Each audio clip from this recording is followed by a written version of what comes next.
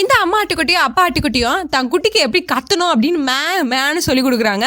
ஆனா அது மோசமா கத்துது. சரி பயபுள்ளைக்கு சாப்பிட்டு எப்படி கத்தணும்னு சொல்லி கொடுப்போம் அப்படின்னு இவங்க தனியா சாப்பிட்டு அவங்க தனியா சாப்பிட்டு 2 பேரும் கத்துறாங்க. ஆனா அப்பவும் இது வேற மாதிரி சாப்பிட்டு வேற மாதிரி கத்துது. பயபுள்ளைக்கு நாமளே எப்படி கட்டிங் ஷேவிங் பண்றதுன்னா சொல்லி தருவோம், அதையாச்சும் உருப்படியா பண்ணுவானான்னு பார்ப்போம் அப்படின்னு இவங்க 2 பேரும் ஷேவிங்லாம் பண்ணிட்டு வந்து நிக்கிறாங்க. அவ்வளவுதானா, இதை நான் பண்ணிட்டு வரேன் பாருங்க அப்படின்னு கட்டிங்லாம் பண்ணிட்டு பெயிண்ட்லாம் அடிச்சு விட்டு வந்து நிக்கிறாங்க. இதை பார்த்தோன்னே இவனுக்கு நம்ம என்ன சொன்னோம், என்ன பண்ணிட்டு வந்திருக்காச்சோப்பா கடவுளே அப்படின்ட்டு பின்னாடி பாக்குறாங்க.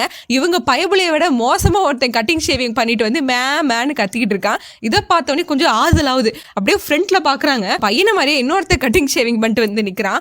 இதோட மோசமா இருக்கு. அப்படியே அவங்க பையனை பாக்குறாங்க, அப்பாடா நமக்கு மட்டும் இந்த பிரச்சனை இல்லை, ஊர்ல இருக்க எல்லாத்துக்கும் இந்த பிரச்சனை இருக்குடா அப்படின்ட்டு சந்தோஷப்பட்டு இருக்காங்க. இதே மாதிரிதான் நம்ம லைஃப்லயும் நமக்கு மட்டும்தான் அந்த ப்ராப்ளம் ஸ்ட்ரகிள் அப்படின்லாம் இல்ல, ஊர்ல இருக்க அத்தனை பயபுளைங்களுக்கும் இருக்கு. உங்களுக்கு எப்படின்னு கமெண்ட் பண்ணுங்க.